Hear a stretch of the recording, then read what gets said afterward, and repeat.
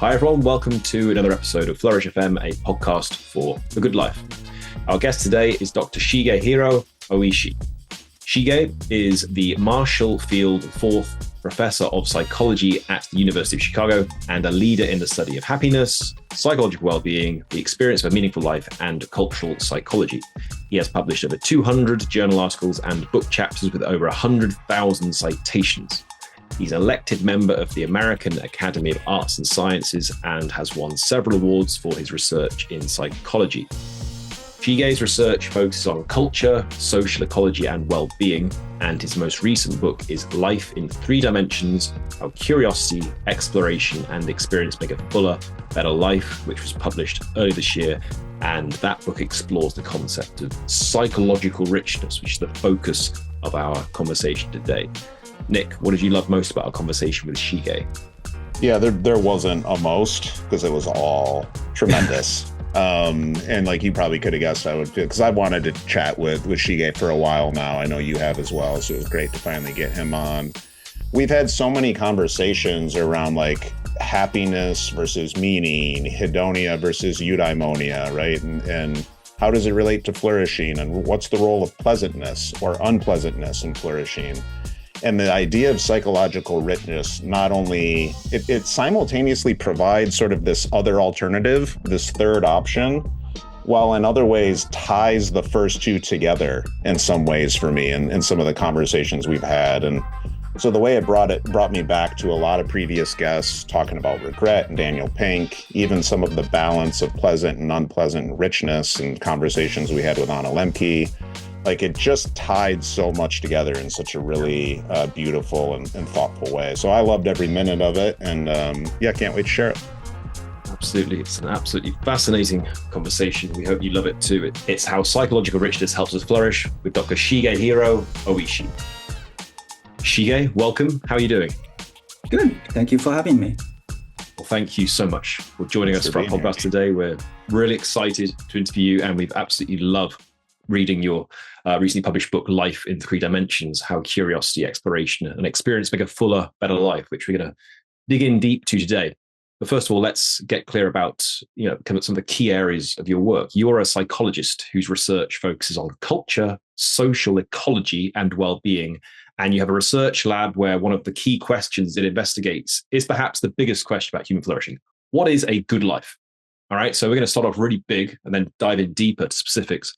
What have you found out about what makes a good life? Yeah. So, the answer to the question is not my own, really. There's so many psychologists, so many philosophers, of course, already talked about what the good life is. And empirical consensus from psychology is that the life in which the person who lives that life can feel genuinely happy and content about the life they are leading. So my advisor at Diener called this subjective well-being.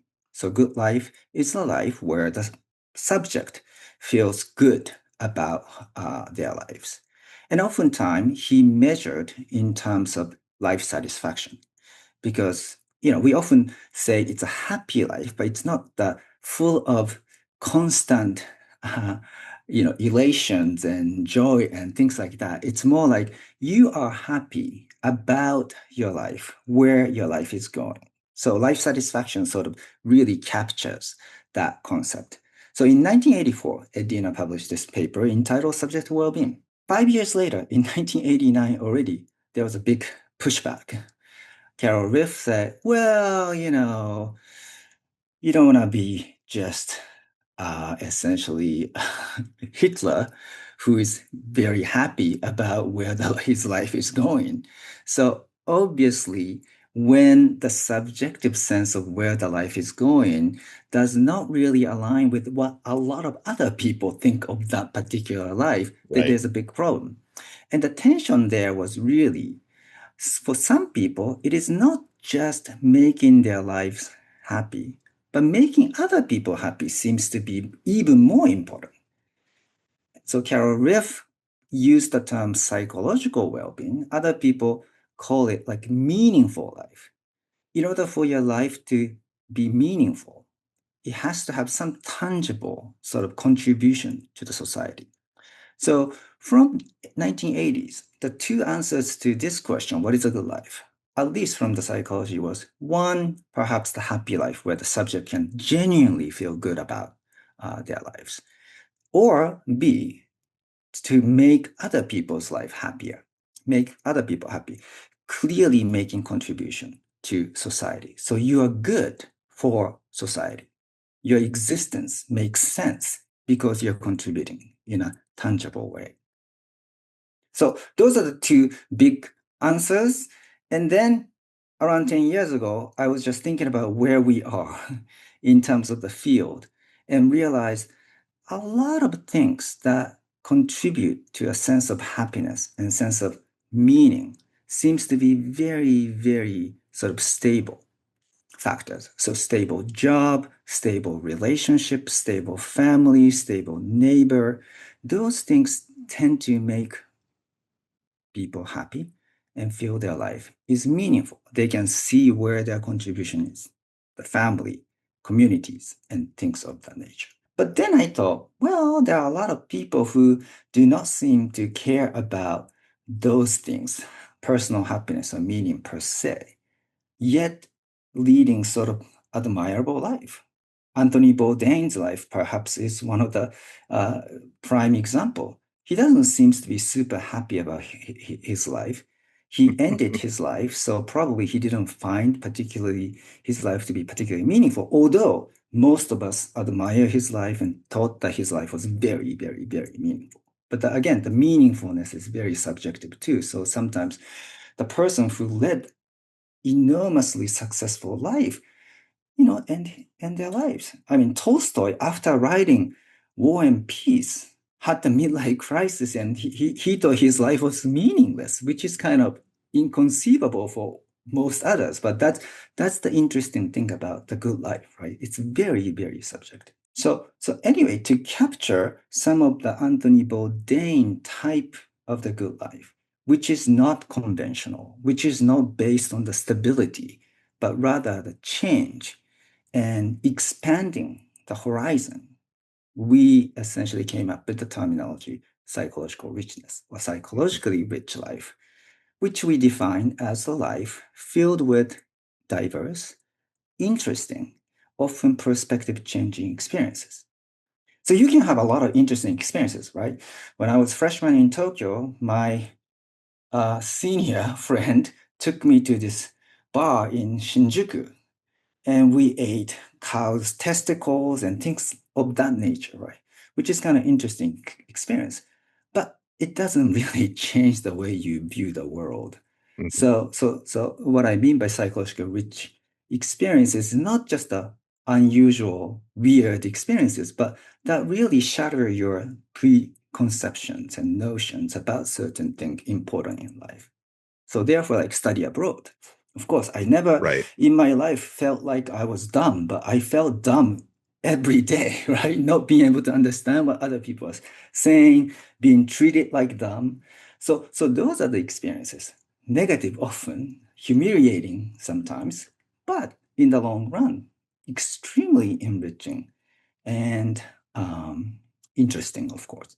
It sounds very interesting. And I don't want, well, I was going to say I don't want to get too nuanced and nerdy, but maybe I do want to. And I think what's so interesting for me is the way you seem to be teasing apart meaning from richness. Hmm. And they could be the same, but Hmm. they don't necessarily need to be, right? Hmm. And Yeah.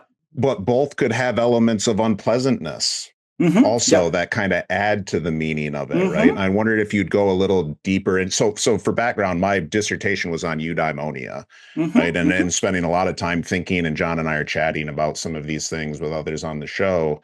And I'm curious, I guess I was going to say why you see those as distinct, but Hmm. maybe I'm kind of coming to the answer in my own head, which is meaning is about contribution Hmm. and richness is about it sounded like healthy dissonance, like Hmm. perspective shifting. Do I Yeah, yeah, understand yeah. that correctly? Yes, definitely. So a lot of people subjectively feel their life to be meaningful, and there are a lot of conviction, right? I'm doing the right thing. On the other hand, psychological richness, it doesn't have to have this sense of moral convictions or even the conviction, confidence in what you're doing is the right path.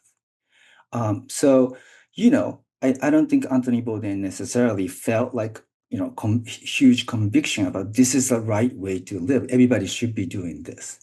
Just that when he does and explore the world, he just happened to discover new things. And those new things might not be particularly meaningful in a sense that you made a difference in the world or anything like that, but more like Mm. appreciation of a new discovery of, oh, people eat this way and enjoy the people's company this way. Like the prime example is like the street scene in Vietnam, right? Like the street food, he really brought that into the mainstream, which was very much Eurocentric sort of carnally seen. So those are the things I think often adventurous and so forth, and meaning could be derived from the adventure, but also a lot of time they derive from the traditions and the routines and really a sense of purpose, right? I mean, I think the biggest difference is that those people who have sense of meaning has a really clear sense of purpose. Their life is future oriented and, you know, they know exactly where they are moving toward. On the Mhm. other hand, the psychological richness is a little bit like very spontaneous, very flexible, depending on how it goes. You don't know exactly which way Yeah. you're going. Mhm. So in that sense, it could be different. I mean, Hmm. again, the meaningful experience could be psychologically rich as well, of course. But Sure. a lot of times that you could differentiate that way. Yeah.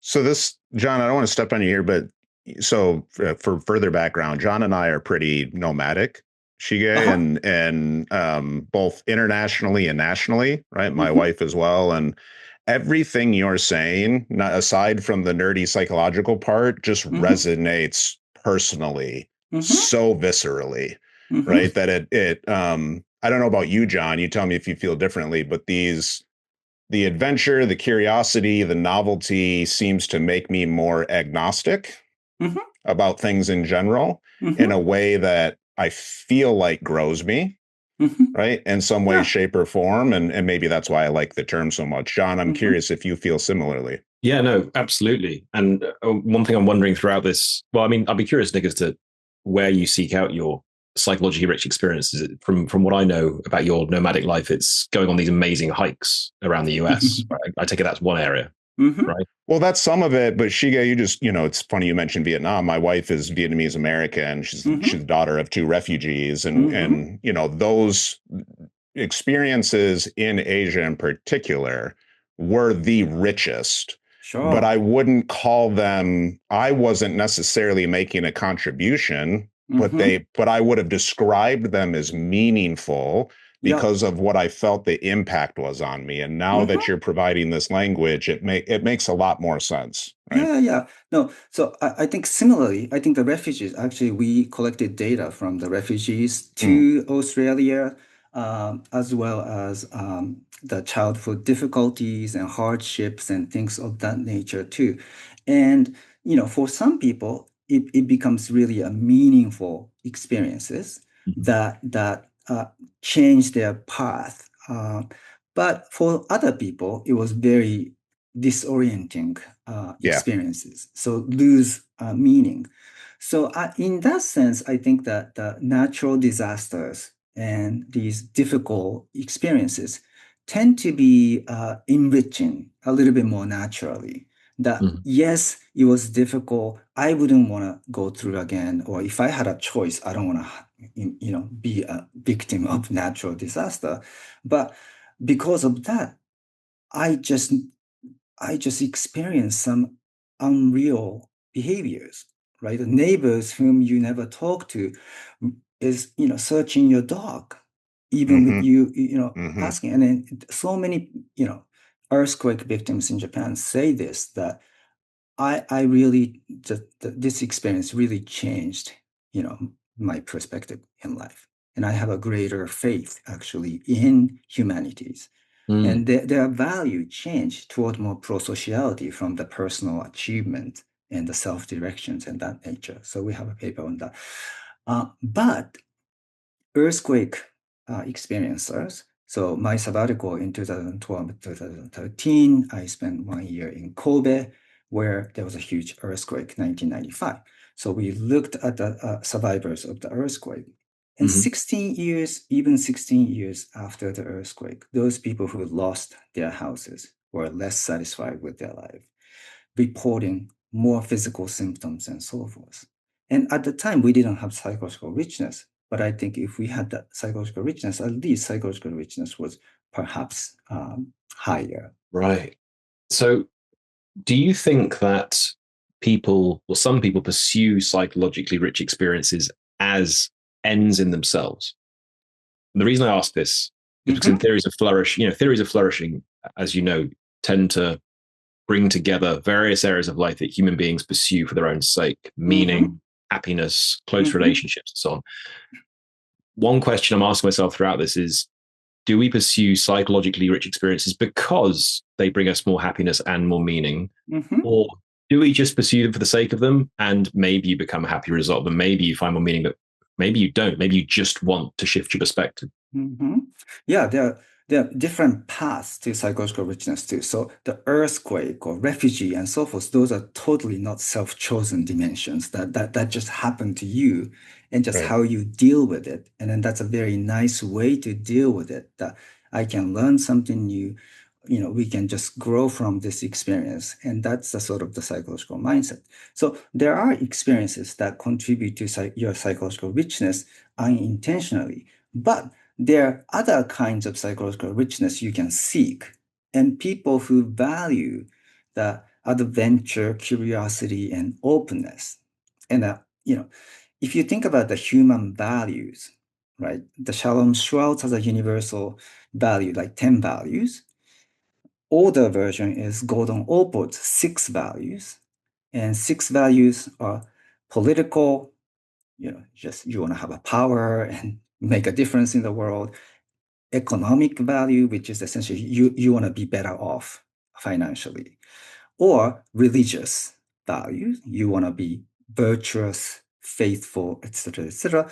And also there's a social value, you care about the social relationships. Another one is the aesthetic. So Mm, people really value art and aesthetic experiences, right? mm, So those people who say, I really value art or aesthetic experiences, I think they, without really having this vocabulary of psychological richness, that's probably trying to have the psychological richness. Because after all, what is art? When you look at the art object, right, it's really just you're just transcending into the realm of extraordinary. You're just mhm, detaching from your day-to-day concerns and to-do list and things like that. So when you're listening to music or reading amazing poems or novels or watching movies and paintings and so forth, it is really the very unusual, often perspective changing experiences. So I think to answer John's question, I think there are people who value that. The other value, final one of the 6 values, is theoretical values. Some people really value theoretical ideas or philosophy, those people who love debating what's the ideal society, what's just, and so forth, right? And those are, again, appreciating the different kinds of idea, why people think that way, and so forth. So definitely, I think if we have to pick, depending on people's value orientation, people a little bit leaning toward in search of psychological rich experiences. Other people want to have financial security or political power, or not even political, just making difference in the world. Right? So the political value orientation, religious orientation, I think that map very well to that pursuit of meaningful life. And then the financial and social values, I think it maps quite well with that, conventional sort of the pursuit of happiness.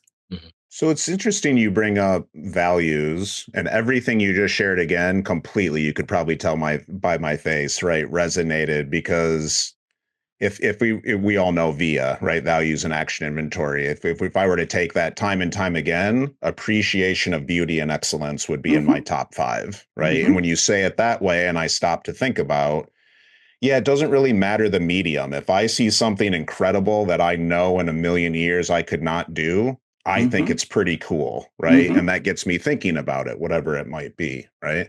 But it leads me to I guess, kind of a deeper question, Mm-hmm. and I'm thinking about coherence Mm-hmm. and congruence, Mm-hmm. right? And if there's, and maybe we simplify it into these six categories of values you Mm-hmm. gave, which make a lot of good sense. But does somebody, does personality, I mean, you mentioned, cultural psychology, but the Mm-hmm. culture, the Mm-hmm. upbringing, Mm-hmm. is that going to predispose somebody to certain sets of values in a way that they then need to try to match, right, in order to reinforce mental health, certain forms of well-being? Or do those not necessarily have to be in alignment? I hope that question makes sense. Yeah, so I think that there are two things. Like one thing is that people have some sort of biological predisposition to certain values as well. So psychologists did a lot of behavior genetic studies and both personality and value orientations, somewhere between 20% to 40% of individual differences could be attributable to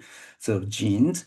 So Oh, I think, interesting. yeah, and but it's only 20 to 40, 50%. So there are a lot of other variants like upbringings and so forth. Like my parents Sure. never brought me to like museum, but I brought my kids to the museum a lot. So obviously that makes probably huge difference into exposure and so forth. And that certainly make a difference into like what kind of values my kids have versus I originally had. So I think that that's definitely valid. That when you are 18, you already bring your lifetime experiences as well as sort of the biological predispositions. But of course, like, and then you just have to consciously decide on like who you really are and who Mhm. you want to be. And I think that's the matching start where like knowing who you are and what do you want from life? Do you want to maximize happiness? Do you want to maximize meaning? Do you want to maximize psychological richness? And then I think it really dramatically change how you want to construct your life. But interestingly, if you ask freshmen, what kind of college life would you like to have? Would you like to have a happy college life, meaningful college life, or psychologically rich college life? Majority says psychologically rich life, right? Because the freshmen, they just arrived in campus, so they want to explore the world. But interestingly, by the junior year, the most popular answer becomes happy, college life. They already explored enough in their mind on campus. So now they want to have fun and joy. But then the senior year, they often shift to the mode becomes meaningful college life. They want to have some difference and they want to really be able to say, this is what I did in my college days. So even within the same person, of course, depending on where you are, what kind of life stage you are, and what kind of opportunities there are, I think people shift around. And I think that's really healthy. My whole argument is not that you should be pursuing psychological richness at all. That just if you don't find your own happiness or finding meaning, pursuing meaning very difficult, then maybe what you are looking for might be something else, like psychological Mm. richness. So in Mm. that sense, just give them a little bit more diverse potential goals to pursue.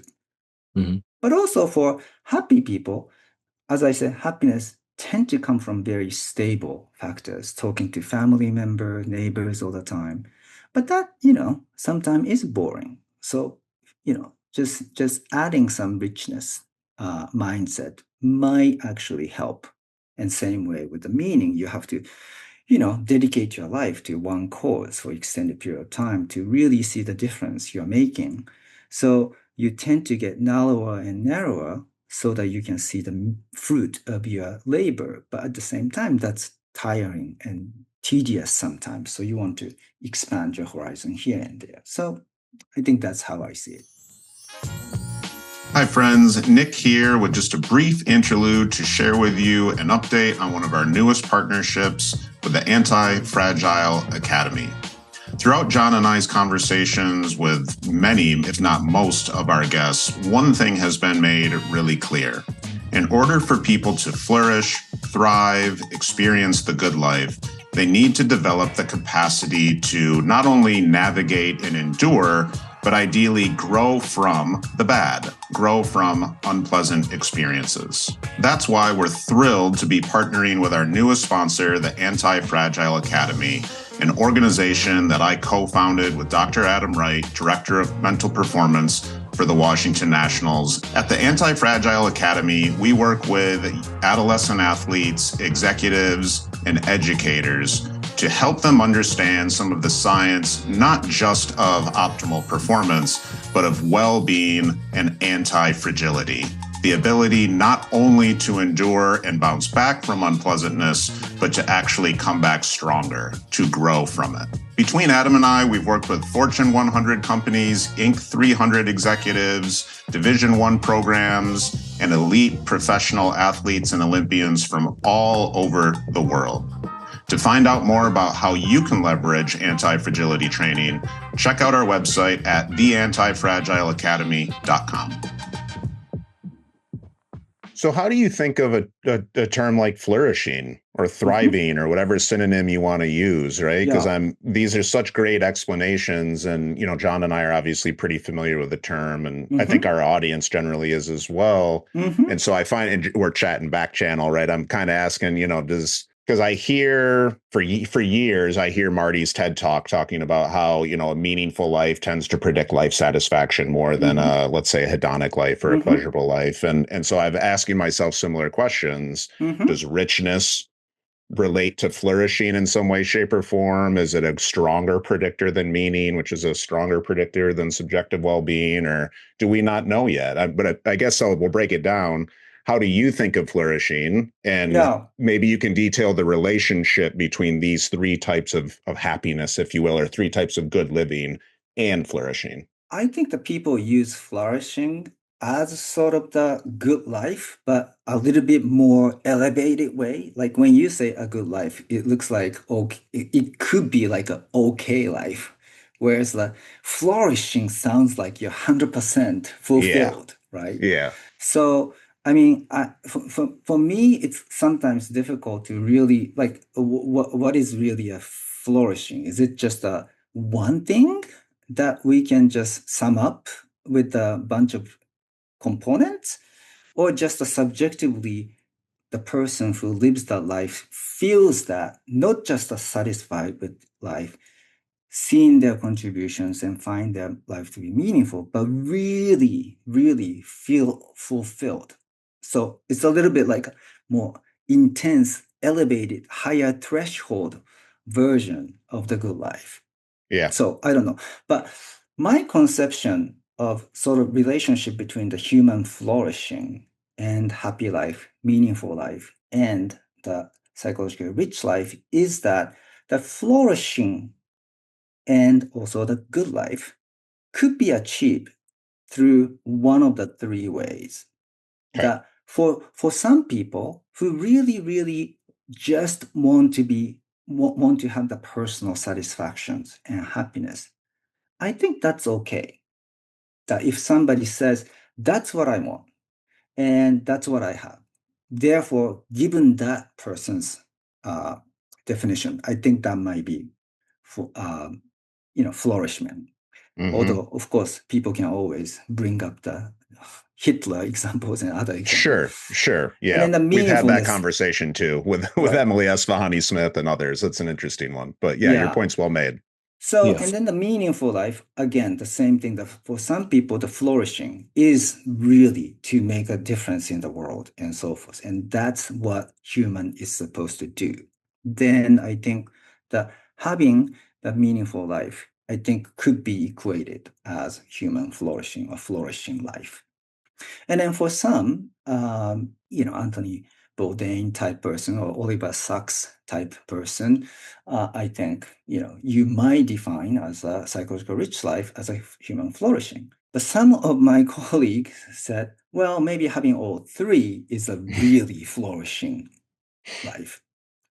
And of course, like we did the obituary studies, we analyzed all the obituaries published in the New York Times, Oh, wow. who led the happy life, who led the meaningful life, who led the psychologically rich life.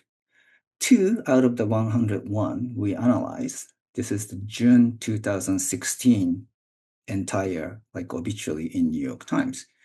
Okay. 2 out of 101 had all three. So Wow. pretty incredible. I mean, I think they probably had consensus human flourishing. Mm-hmm. I mean, these two are pretty incredible. So when you say all three, sorry, it was happiness, meaningfulness, and Psychological psychological. richness, yeah. Those three. Only 2 out of, you said 203? 2 out of 101. 2 out of 101. So essentially 2%. Of roughly. obituaries, right, written over how many years? No, this was just 1 month. 1 month of obituaries, June of right. 2016. June 2016. So my poor assistant, 3 of them had to read New York Times every day, all the obituary, and rate on the 12 terms, like happiness-related terms, meaning-related terms, and the richness-related terms. And of course, some people were low on all three dimensions. Yeah. So yeah. That's a fascinating way actually to construct a study to view, because yes, these people lived remarkable lives, right? So it would be in many respects a good source to look at for exemplars of flourishing. Okay, amazing. Thank you, Shige. So also like to dig in some other specifics about your research on psychological richness. One very interesting thing you found is that approximately a third of people in one of the studies you did said that if they were to undo their life's biggest regret, that would have made their lives psychologically richer. Yep. I found this fascinating. Could you please elaborate what you found in that research? So why it was that they felt that if they could overcome their life's biggest regret, that would have made their lives more psychologically rich. I'm trying to figure the connection here. Yeah. So oftentimes people wrote things like, I had a job offer in Boston, but I declined. And that was my biggest regret in my life. So then when we ask if you can undo it, if you had gone to Boston, how was your life different? Would your life be more happier?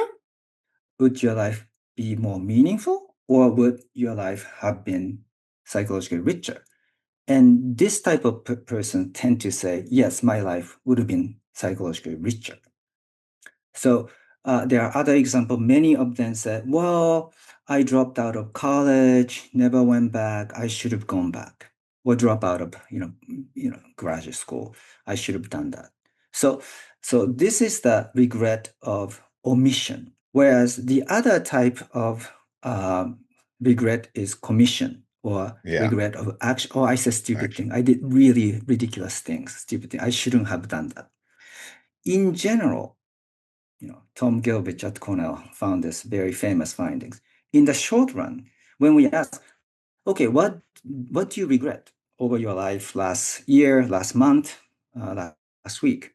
Then people often think about these things that they did, stupid thing they did, stupid thing they said. But if you ask, what is your life biggest regret in your life? Then it's something that they didn't do. So that is the reason why probably a lot of, like 1/3 of those regret would have been, more psychologically enriching experiences. Yeah. Interestingly, if you just ask Americans, right? Okay, there are let's imagine there are 3 types of good life. Happy life, where you're comfortable, secure, you enjoy your life every day, or meaningful life, where you make a contribution, make a difference in a cause you care, or psychologically rich life, where you experience a lot of interesting things and diverse things that might change your mind. Only 13% of them pick psychological richness. 60% of them say, oh, I want to have a happy life. And almost 30%, the 20-some percent actually says, meaningful life, and very small, 13% say psychological rich life. But if we ask, what's your biggest regret in your life? And then It's reverse richness. it, then it's 1/3 happier, 1/3 more meaningful, and 1/3 psychological richer. So Why? mhm. Why? The reason I think is that, again, it's a little bit misleading that implicitly, so one possibility is that psychological richness is a new concept. Everybody immediately understand what the happy Okay. life is, Yeah, yeah, immediately yeah. Sure. understand what's a meaningful life. So probably due to just familiarity, maybe like, I don't know, I quite understand what the hell psychological richness is. So therefore they might not exactly pick it as an ideal life. Or some other people think that, well, I like psychological richness, but ultimately I want to have a meaningful life or a happy life. So hierarchically speaking, I would like to have some richness, but richness might give rise to happiness, and maybe happiness give rise to, in the end, meaning, or vice versa. So probably a lot of people pick that way. And the regret question was really trick question, because we already knew that when we ask lifetime regret, they often say the regret of inaction. So that probably, uh, make then more people will pick psychological Sure. richness that way. So Sure. that's the cynical answer, but and I think in general, I mean, people do like security over freedom, right? The certainty over uncertainty. So I think the richness is a little bit riskier route, Mm, because it's adventurous, comes with the risk and danger. So I, I think Yeah. it's probably reasonable. that's why The I more asked about people want happiness alignment. and meaning. Mhm. Yeah, that's why I asked about alignment or matching earlier, Mhm. because I'm thinking of different people throughout life that sort of Mhm. have these tendencies that are more open and exploratory and kind Mhm. of bohemian and nomadic, whatever That's it right. might That's right. be, Mhm. right? Versus, friends that are more kind of not politically, but conservative or like, I Sure. want to be in my place with my Right. people doing my, Exactly. that's how I want to function, right? It Exactly. makes good sense. And Yup. I like what you said earlier, though, that it's not, you don't necessarily have to be siloed into those. You could Mhm. have Mhm. different amounts, different Yup. ratios, different Yup. levels of kind of eat all three, really, in some Yeah. ways, Yeah. right? And some of my colleague after my talk said that, well, maybe these are like, vitamins or nutrients, Mm, that hmm. you want to have certain amount of happiness, certain amount of meaningfulness, and certain amount of richness to be really, really healthy. One thing I want to ask here, Shigo, is where we kind of place the bar, roughly speaking. I know it won't be precise, for when a experience becomes psychologically rich rather than Mm. just interesting or just Yeah. Yeah. change of view. Because it seems like you could have a potentially infinite number of possible pathways into a psychologically rich experience. Everything from reading books, looking at art, Mm-hmm. listening to music, going for a walk, having a Mm-hmm. dream. Mm-hmm. The list seems endless. But Mm-hmm. there must be some vague kind of boundary where we just Yeah. have that was an interesting experience. You Yeah. thought about something in a slightly different way to this was Yep. perspective changing. Right. Roughly, So where do you place that bar? yeah, exact. So one good example, I think, is the focus group that I did. That, just tell me some really unusual, interesting experiences you had over the weekend. Mhm. One of my undergraduate students said, well, I live in an apartment and there's a common area. This was, over the weekend, I saw this guy working on some, laptop computer, half naked, essentially upper body naked. And it wasn't hot, A.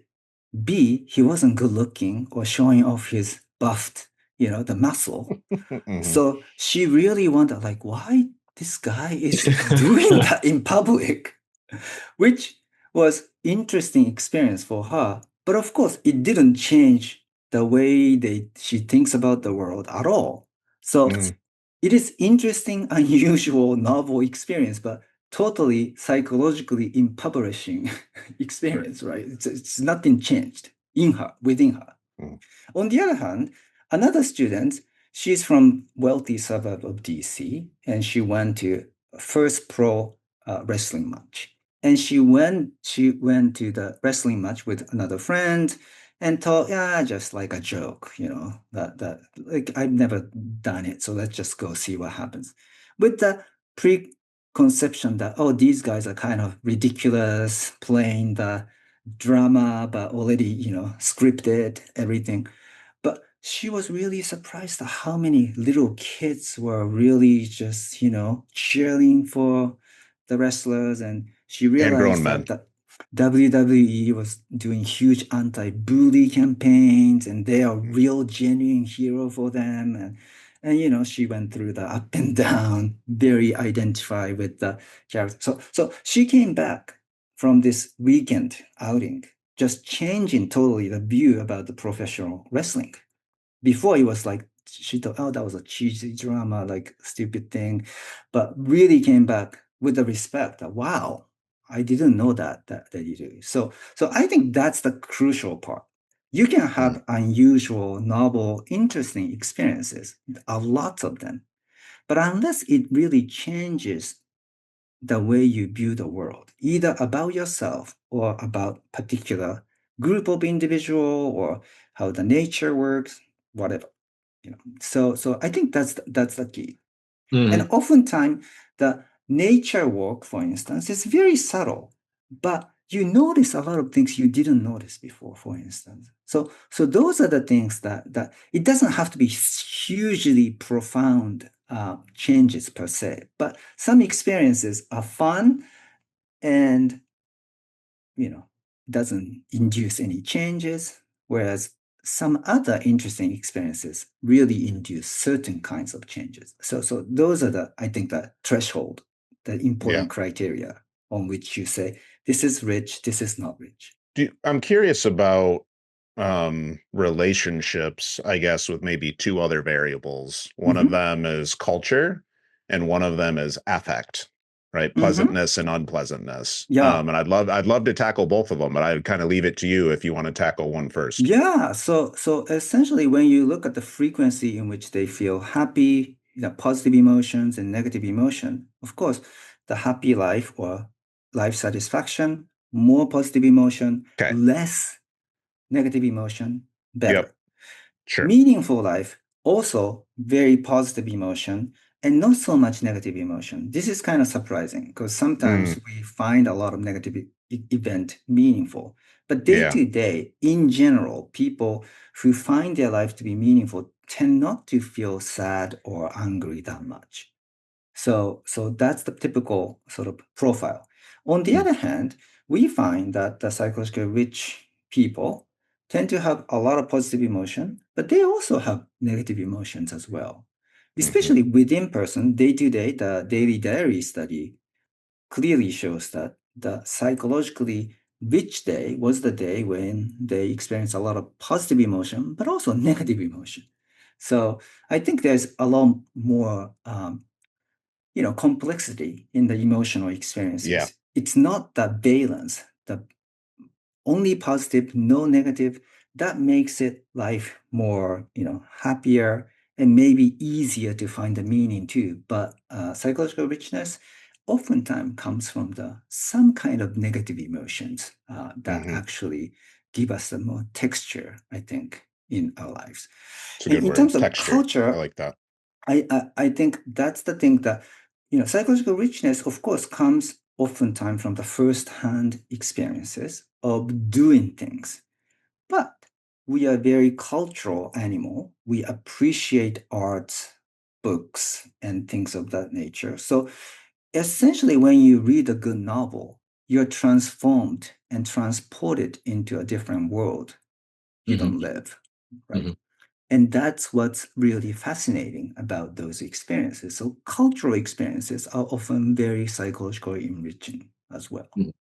Hmm. So let's get practical with this as well, Shiga, and think about how we can all live more psychologically rich lives. So at the end of your book, Life in Three Dimensions, you describe your top 10 lessons of psychological richness. Would you like to pick one or two of those and Hmm.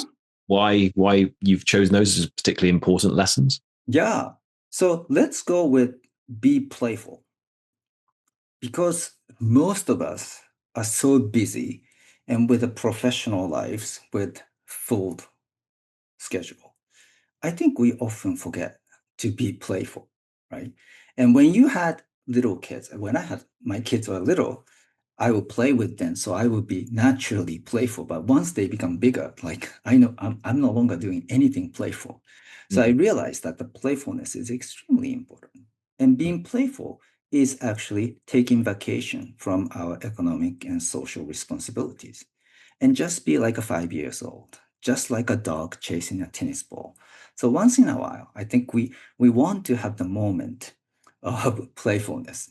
If you're a super busy person, just make sure a certain time of the day you leave it open for you to be spontaneous and playful so that you can do something different every day. So I think that's one practical advice. Another one is that even if you are not an adventurous type person, right? If you have a friend or spouse, then they will often say, "Hey, John, hey, Nick, let's do this." And when somebody suggests, "Let's do this," you should say yes, even if you're not interested in things, because that way you do something you will never do yourself. And I think that is really easiest way to enhance your richness. Love that. So say yes to new experiences, especially those that may change your perspectives and be more playful in the childlike sense, right? I mean, my 9-year-old niece recently taught me how to play Quidditch. Quidditch is a game in Harry Potter. Oh, okay. I played that recently with my 9-year-old niece and 5-year-old nephew in my sister's garden. That was great fun. Wonderful. Right. Yeah. That's exactly the type of experience that makes you rich. Yeah, we were riding around the garden on brooms, pretending they're broomsticks and stuff, and it's amazing, actually. Yeah. She is do people that live psychologically rich lives or prioritize psychologically richness, do they tend to have trait optimism? I think the optimism, I think there are many of them. I think optimism is positively correlated with all three, actually, happiness, meaning, and the psychological richness. In terms of the big five personality trait, it is really the openness to experience that is the strongest predictor of psychological richness. Whereas all the other four are strongly correlated with happiness and meaning, but the openness to experience is the least strongly correlated with happiness or meaning in life. So, that's interesting. So that one stands out specifically for richness. The openness to experience really stands out. Yeah. Because I'm looking at back at the list John just mentioned, and you were walking through, and it just, I'm kind of checking the boxes. It seemed, well, got to be an optimist, got to be an optimist, got to be an optimist. But trade openness makes a lot more sense. Yeah. Yeah. Okay, awesome. Right. We have a signature question as well, Shige, which you could tie into some of these other lessons potentially as well. Sure. Connecting up psychological richness with flourishing. It's called the flourishing question. What is one lesson on flourishing you'd love our listeners to walk away with, and what is a practical step for putting it into action? This is similar to the last questions where say yes when somebody suggested, like, let's do this. But more generally, I think this become Nike commercial, but just do it, right? When you have question to yourself, should I do this weekend? Should I not do this? Just try to say, just do it. Because again, the biggest regret in life is something that you did not do. So I think we can maximize our potential by saying yes, not just others, but also your own question. Should I do this or not?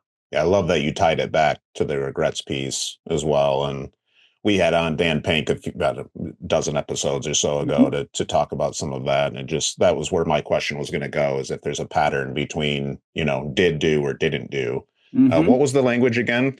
So the regret of action versus inaction, or regret of commission or omission. Commission. Yeah. Commission. Yeah. Got it. Yeah. Got it. Yeah. Okay. Great. Yeah, Shige, this has been so tremendous. It's actually exceeded what I hoped it would be. So I'm just really appreciative of you taking the time and letting us Oh. sort of, as we say, affectionately nerd out with you a bit. Can you share where can people connect with you? Where can people learn more about your work, get your books, just sort of whatever links, social, all the things so that people can learn more? I do have X. Although I'm not super active, LinkedIn, of course, my website, the What's your academic website? website, at the U Chicago. Right. Okay. Yeah, we'll Yeah. link that in the show notes for sure. Yeah. Yeah. Okay. Uh, Great. Great. and just so listeners know about what you're and viewers, because this is a video podcast as well, know about what you're currently working on. You're currently focusing on the effects of economic inequality and residential mobility on the well-being of individuals and communities, right? That's your current focus. Like richness, psychological richness is huge Yeah. focus, but I also like to do the economic inequality and residential mobility work a lot. You're in Wow. a good city for it. Yeah, A I think so. convenient sample, as they would say. Yeah. Yeah. Yeah. Amazing. Well, yeah, as Nick said, this has been an absolutely mind-blowing, perspective-shifting, psychologically rich conversation, Shige. Thank you so much. It's been Thank you. fantastic. And thank you all of you for watching and / listening to today's episode. This has been How Psychological Richness Helps Us Flourish with Dr. Shigehiro Oishi. Thanks so much for listening to Flourish FM. We hope you enjoyed the content. Please be sure to leave us a 5-star review and hit that subscribe button wherever you listen to your podcast and on all major social media platforms. And if you visit our website, flourishfmpodcast.com, you can sign up to our newsletter. We send out a weekly newsletter. First newsletter of every month, we share a long-form blog. And every newsletter, every week, we share highlights from our previous episodes. Please hit subscribe on our website.